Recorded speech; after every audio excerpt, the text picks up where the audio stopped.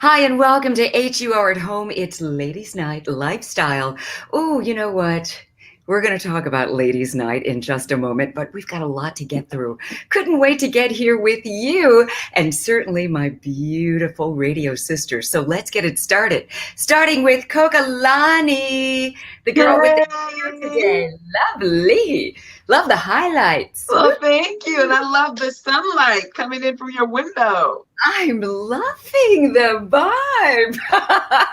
Speaking of good vibes, we got to bring in my girl. I love her so much. Autumn Joy makes me smile. Hello, my radio sisters. How are you this evening? Why, we're just doing fine. Since we're being all serious, yeah, well, you know what? We do have some serious things to acknowledge. I mean, on a great note, it's the anniversary of hip hop today, officially. Right? Right. Yes. And what's so cool, so many people, I guess they do it with every genre. Oh, it's not going to last. This is a fad. This is a phase. It's been around. Mm-hmm. It's been around for a long time. And we can't mention that without mentioning one of the legends who shockingly just passed away, Chucky Thompson. Yes. Oh my gosh. DC legend as well. And he's just fabulous. All his work. If you are a Mary J. Blige fan, you love. I mean, he is the reason. Faith's first album. I mean, Biggie. I mean, so much stuff, and it's just the whole music industry is kind of just shocked by it right now. Just more, especially DC, because this is his home. So yeah, I even had an opportunity to work with him. I did a song that I wrote and he produced, Voice Seduction, which was on my first CD, and. You never know what people's personalities are going to be like when you meet them. He's just the sweetest guy. Just a huge loss for the music industry. Yeah, I'm so sad. I never got a chance to meet him. Of course I knew who he was, but and when he passed, him and DJ Iron were really close and worked together. More recently on the Candace Dillard record with Big G. And when I brought Iron into the studio to, just kind of talk about it, I've known Iron for years. I don't think I've ever seen him outside of like the bubbly DJ Iron that we all know and love. Mm-hmm. And when he broke down live on the radio in tears, I just think in that moment, what he felt and what he was going through just like resonated with everyone. So even if you didn't know who he was or didn't have a chance to get to meet him or know him, I just think in those moments when you see people, such big names mourning his loss, you can't help but feel that. So yeah, definitely a legend, and people are going to miss him. So many losses just this week. Rest in peace, founding member, Kool and the Gang, E.T. Thomas died at 70. And, the reason I said at the very beginning, Ladies' Night, Kool and the Gang, Ladies' Night. And it's feeling. Sing it, Coka-Lani. Go ahead, girl. Oh, what a night. Oh, what a night. Oh, my goodness. And mutual friend of ours, he was on HUR at Home not too long ago, thanks to you, Coka-Lani. Tony Baker lost his son recently. Talk about that. Yes, good friend of mine. I spoke about it on the air on Saturday. His son and two other people were killed tragically in a car accident out in LA. And this was something that I just found out about, when I talked to him. I did not know how there is like an epidemic going across the country of speed racing, of street racing. I didn't know that. I heard that there's street racing, PG County, Atlanta, all over. It's like the fast and furious cars, especially during COVID, people were street racing, because the roads were empty. And apparently on last Wednesday night, Tony's son was in a car with three other people, and they were just going home, and they happened to turn left on a street where two cars were in the midst of street racing going over 100 miles an hour. So when their car turned down the street, the two cars collided with Tony's son's car, and there were four people in that car, and three of them died immediately from the impact. But the thing that hurts me is the two people that were street racing, the two cars, they're okay. They're okay. So there was a big town hall meeting last night in Burbank. And, I heard it's like, people were just commenting and saying, hey, it's an issue in Tennessee. It's an issue all over the country. So I don't know, parents, or if you live in an area where you see that, that's a problem, we definitely got to stop it, because even though it's fun for some people, so many lives are lost. Yeah, so true. And thank you for everyone who is visiting with us tonight and commenting. On a brighter, lighter note, well, you know what, it just makes you realize every day you should appreciate it. Life is fleeting, and it's not guaranteed. But on a lighter note, we really appreciate you being here and commenting. Isabella saying hi from Dubai. Yeah, love it. Roger says, evening, ladies, many blessings. Tehran or Tehran, it looks like Tehran. Hello, ladies, everyone. Hi, Hilda. So how have your weeks been? What's the past week been like for you guys? I'll start. I'm in San Francisco. Look at the bay. Yay. She's showing off the water. What? Are you like literally on the water? I am like on the water. Oh my gosh. I just needed to share some of that with you. I love this city so much. I heard it's beautiful. Is it? Angela Stribling, you're not leaving. So I don't love it or not. You better stay right here in DC with me. DC is, I wasn't born in DC, but I'm so DC. Remember when everybody was saying, I'm so DC, I'm this? Somebody said, I'm so DC, I'm Angela Stribling. It's true. It's in my blood. But if I had to move someplace else, it would be San Francisco. Is it calling you? No, I don't know, but it sure is nice to be here. I'll just say it like that. It's wonderful to be here. It's awesome. So, but anyway, what have you been up to? What's going on new and exciting? Well, with me? Oh gosh. Nothing really. Oh goodness, I'm on the spot here. Well, I do want to say hi to Hilda. That's a good friend of mine. Hey, Hilda. Oh. Yeah, she said she was going to come on tonight, so I just wanted to say hey. Oh, that's so awesome. Well, I don't want to put you on the spot. If there was anything that you wanted to share. Last week we talked about Dr. Dre's daughter, right, who was living in her car. Right. Allegedly, maybe she is, maybe she isn't. And just what that represents and, what he should or should not be doing. And it just got me thinking about just childhood traumas. We kind of talked about that. Nina shared some things too. And did you hear the story? Quentin Tarantino. He is still pissed off with his mom, who apparently was a dream crusher.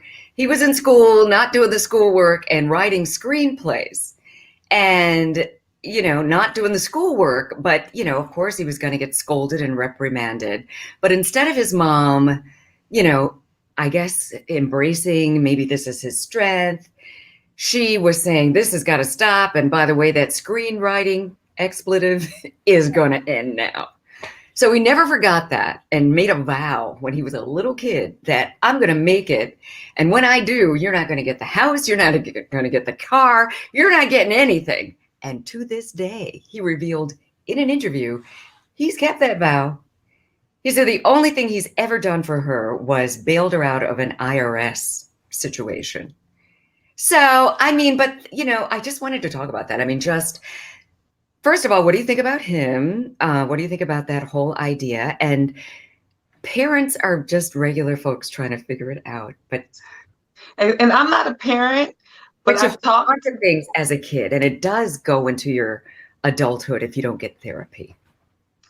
And I love what you said about therapy. I think we all could use therapy for everything that we have going on in life. But as parents, and I know Autumn, you can probably attest to this, but just speaking to people who had children and just older people, grandparents, they're doing the best that they can do with the knowledge that they had at that time. So, 10 years later, they're like, oh my gosh, I was always telling you to sit down, but you like to be a gymnast and you won the gold medal, but you was jumping off the sofa and I told you to sit your ass down. You're going to win the gold medal and be like, you know what? You always told me to sit down. You know what I'm saying? So parents are just doing the best in their mind for the best children. So, they don't know the hearts. I know I had a stepmother when I was younger, one of them, and I wanted to play the drums. Oh. And, because Sheila E. was one of my idols. And she refused to let me play the drums. So I ended up playing the flute and in the piano. But I was forever upset with her to this day, because I was like, I could have been, before Questlove, I could have been that person with the drums, but she was like, no drums in this house. And so yeah, but you don't hold it against them. They're just doing the best that they can. Yeah. Really quickly, Chima, thanks for putting my whole government name out there. Like, did you see that? Like Autumn Joy Barrett. Thank you, Chima. But you know what it is? The old saying, hurt people, So what that sounds like to me is his mom, it was his mom. I'm right. Yeah.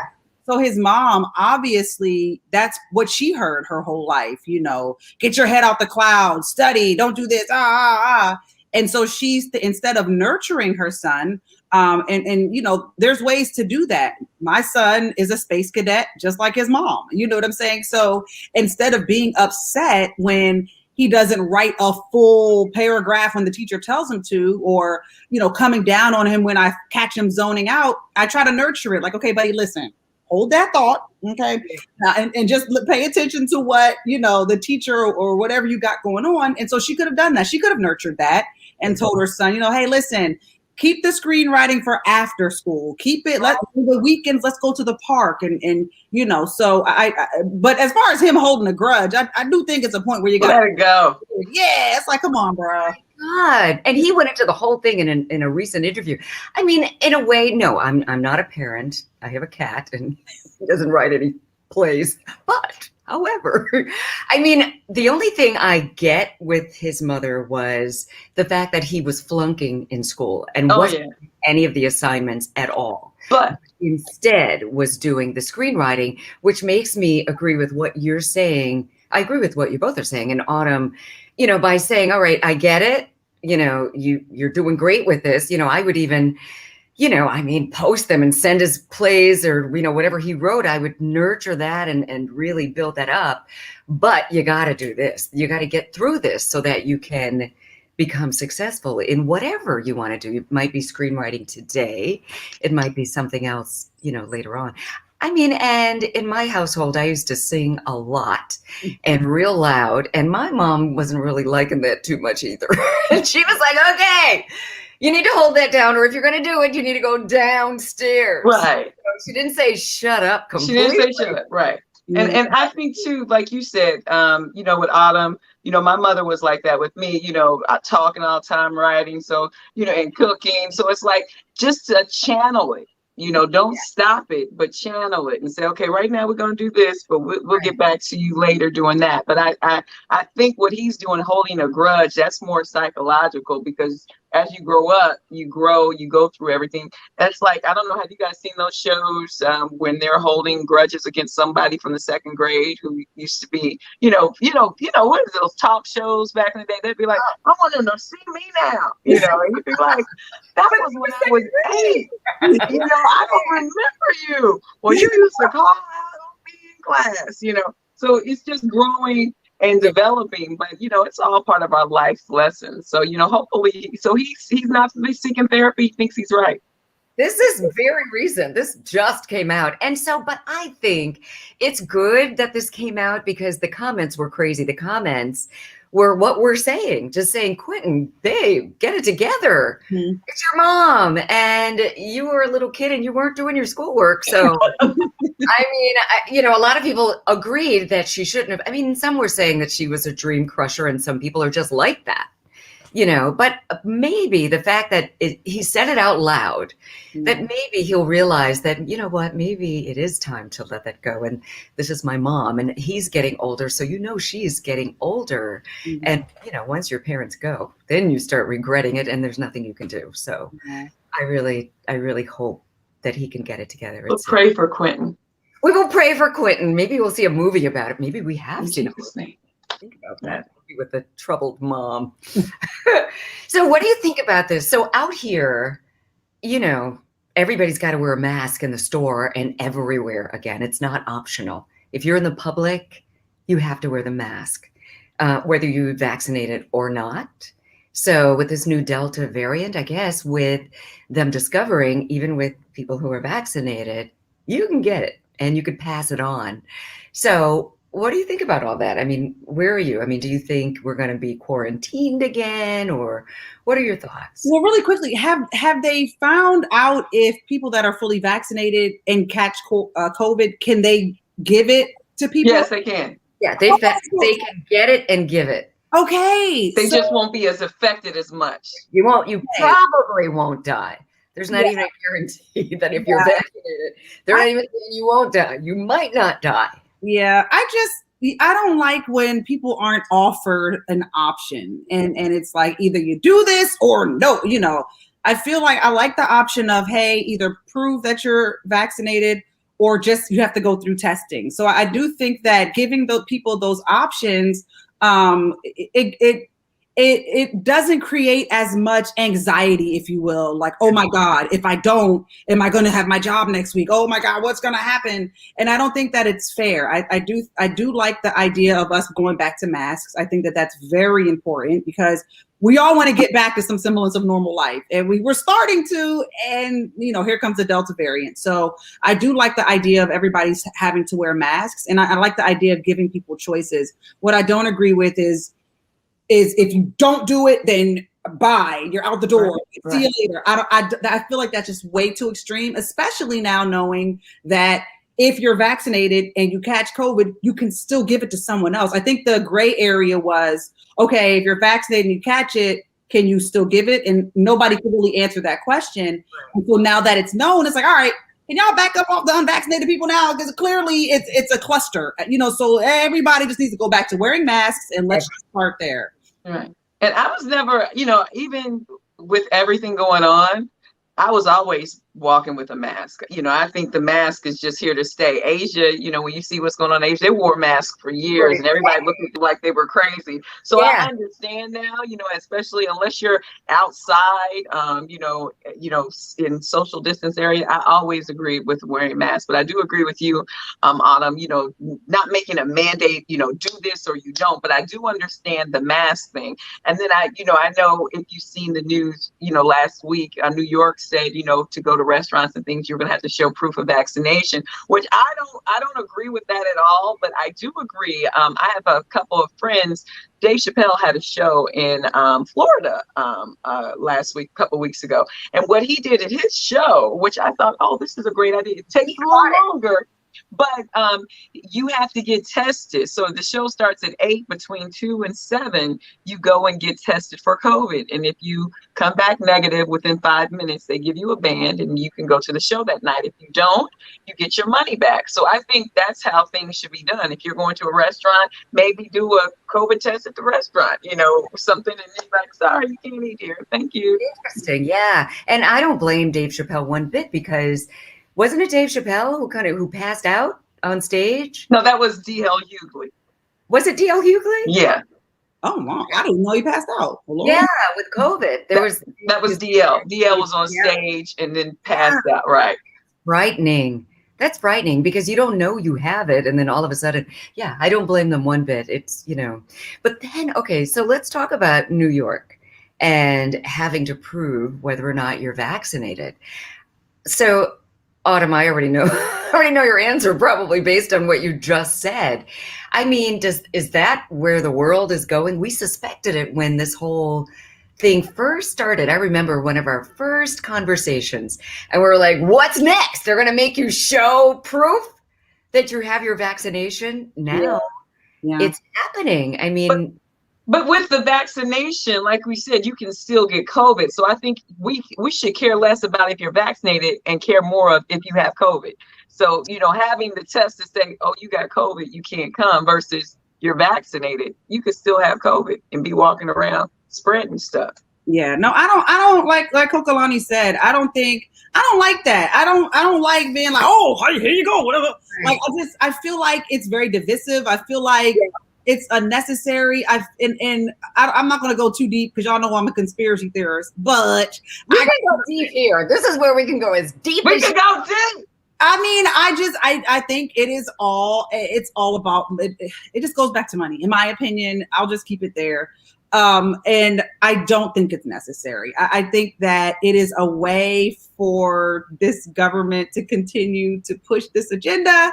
And I do think that we should just wear masks and everybody continue to sanitize, even if we have to go back to a quarantine. I hate to have to say that, but I just don't like the idea of being forced into something.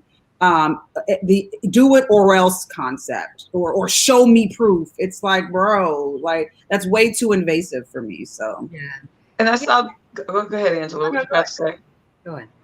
Oh, okay. I saw this today and it was like vaccinated or unvaccinated. Both can spread the virus, both can contract the virus, both can be hospitalized from the virus, and both can still die from the virus, and both can remain completely healthy and have no issues at all. But yet both seem to be at war, like one choice outranks the other.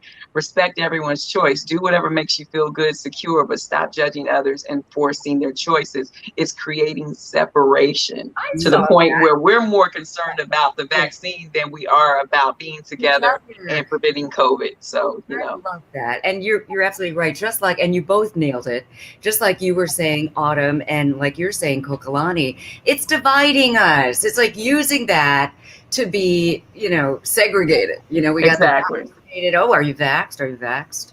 Are you not? You wanted I'm vaxxed, aren't you? Right. Well, you can't come to my party. Yes. Are you a conformist? Are you vaccinated?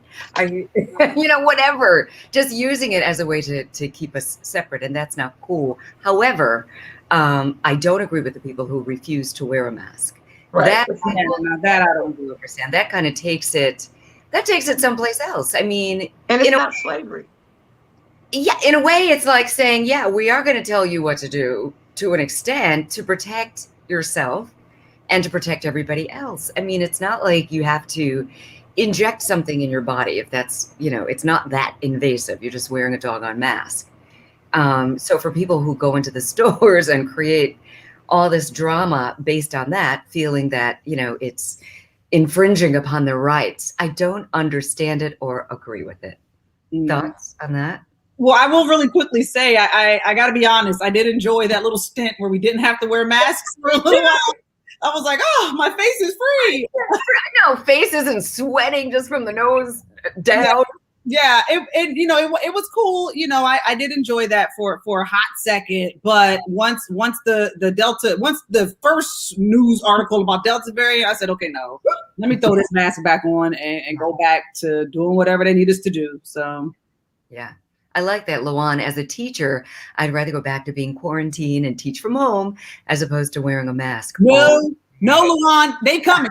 The kids are coming. The parents know.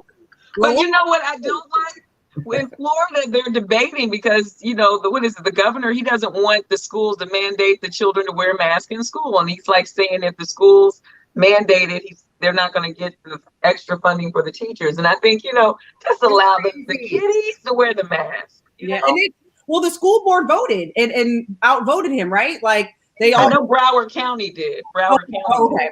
Okay, yeah. So but it's crazy how they're, if you don't do it, you're gonna lose your job. We're gonna find. It's like, how is this legal? Like what is happening? Yeah, it's great. Oh, your girl Hilda said I'm with Luan. Okay. Well, you know what? I mean, it's interesting that we're all over the place, and this is a debate. I mean, it comes down to whatever you feel is best for you and your family. And you should be able to make that call for yourself and for your family. And, you know, again, I don't have children, but if I did, it is a nice break. Two things. It's a nice break for the parents when your children can go to school, especially if you're working from home.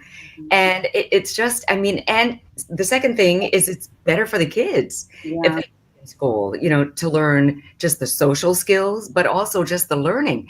And when you think about the parents, there are some parents who are better equipped for the homeschooling than others. And it comes down to the economics.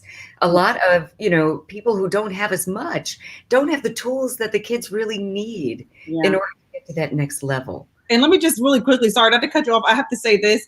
if they do go back to the kids having to stay home, I'm going to have to hire someone because y'all, it was a struggle. I still think Xavier owes like 4 projects from last school year.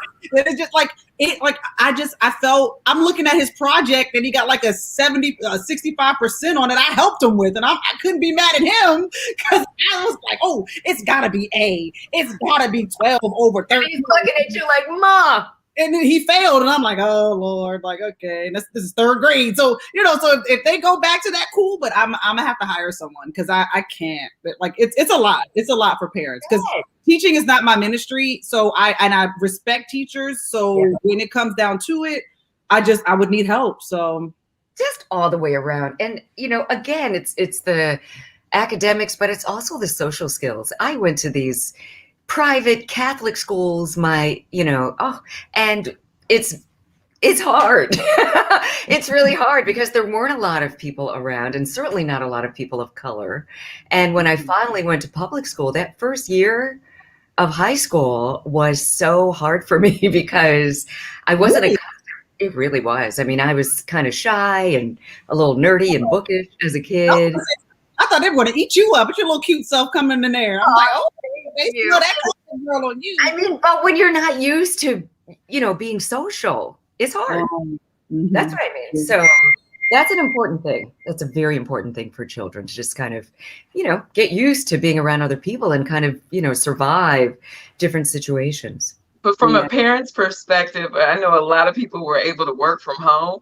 So they're like, we like being at home and working from home, They're like, we got to go back to the office. And they're like, oh, man, why? Right. So I know for the kids going back to school, that's a great thing. But I know a lot of people who were working from home and they enjoyed it. And they're like, oh, got to go back to the office. But don't you think, or tell me if you ladies think that just the whole climate has changed maybe forever with the whole, right? I mean, showing up in the office or even showing up in the studio sometimes. Yeah. You don't have to. Yeah. Oh, I got to say, because I still came in, I miss just me being on the road. Me and maybe like 2 other people. I could leave. I love that. That was beautiful. Wasn't it beautiful? Yeah. I can leave my house at 9:35 and get to work by 9:50. So you felt like you were in the was it The Walking Dead when you could just go anywhere and nobody was outside? Right. Yeah. So I understand what you're saying. Like people definitely love working from home, and we realized that we don't really need to go into work. We can do everything from home.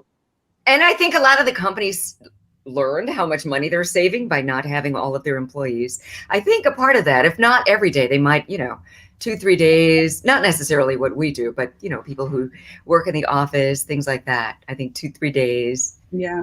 And then especially the meetings too, instead of going somewhere for a meeting, you'd be like, we just tap into Zoom. Exactly. Exactly. I love this. You know what? We are out of time, but this has been wonderful. Great seeing your ladies' faces. And oh my gosh, Coka-Lani, with your face off, what do you think about Nick Cannon's latest little comment saying the only artist that can go up against Mariah Carey is R. Kelly? Excuse me? R. Kelly wrote for Mariah as well. He doesn't even understand. Mariah doesn't write. Bless his heart. But I do like the fact that he mentioned R. Kelly. But I will say, I do like the fact that he mentioned R. Kelly because R. Kelly, he has a load of work. And the question is not who could go up against Mariah, because I think Mariah could go up against, Whitney or anybody, but who could go up against R. Kelly should be the question, although he's in jails. And I'm not supporting him, but he does have a lot of music. Yeah, yeah. And I got to say, Coka-Lani, your face-offs have been very challenging the last couple of weeks. I'll be reading the liner, like literally on air, like, yo, I don't even know who to pick this time. Coka-Lani makes it so hard. Like, you always have the best combination. So thank you. Thank you. Thanks to the team, to Tracy, Al, everybody, and all the callers calling in because they make it special. Because sometimes I'm surprised because I'll be like, oh, why are we even doing this? I already know who's going to win. And then Saturday comes and I'm like, whoa.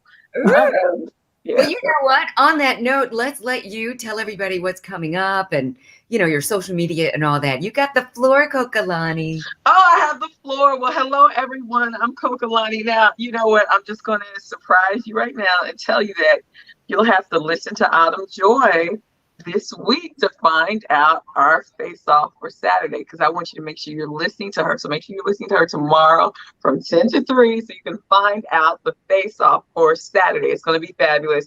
Again, I'll be on from 12 to 5, and you can follow me on social media on Instagram and Twitter at Coka-Lani. That's Cokalani. Bye-bye. Aw, I love it. Bye-bye, Coka-Lani. Thank you for that. Make sure you follow her on social media, as well as this other beautiful, talented lady, Autumn Joy. What you got going on, lady? Hello, and now I can remember what I do have going on, Angela. So hey, Live Squad, shout out to everybody that's been tuning in. People, I got so many messages about the In Vogue interview that we were able to snag today. So shout out to all of you. Also, the Pink and White Affair, it is still Pink and White Week on WHUR until Friday. So I'm going to continue to give out passes to the 18th annual Pink and White Affair, which is happening next Saturday. And this Saturday, I cannot wait to connect with my Live Squad that won tickets to check out Raheem DeVaughn and friends at the Marvin Gaye tribute concert happening at Wolf Trap. So I'll see you guys there, and follow me on social media, Autumn Joy Live. Bye, Angela. Bye, Coka-Lani. Oh my gosh, Raheem DeVaughn. I'm coming with you, Autumn Joy. This just in, you've got another playmate hanging out. Wow, I am so excited that I have something special for you coming up tomorrow night. Not only one of my favorite vocalists, but he's one of my besties. You probably already know. I'm talking about Will Downing. He's going to join me tomorrow night right here, HUR at Home Music Night. So hopefully you can join us. That's coming up right here at 9 p.m. Eastern Standard Time. And I hope you follow me too. I'm at Angela Stribling on all social media, and follow WHUR. That's at WHUR-FM on all social. And you can see this if you missed the beginning of Ladies Night, or if you just want to watch it over and over, just go to WHUR.com. Check out our lineup of all of the artists that we have coming up, and you can see it all right there. Thank you for keeping us the #1 music station in the DMV. You love us, and you know we love you right back. I'm Angela Stribling for HUR at Home. Have a good night.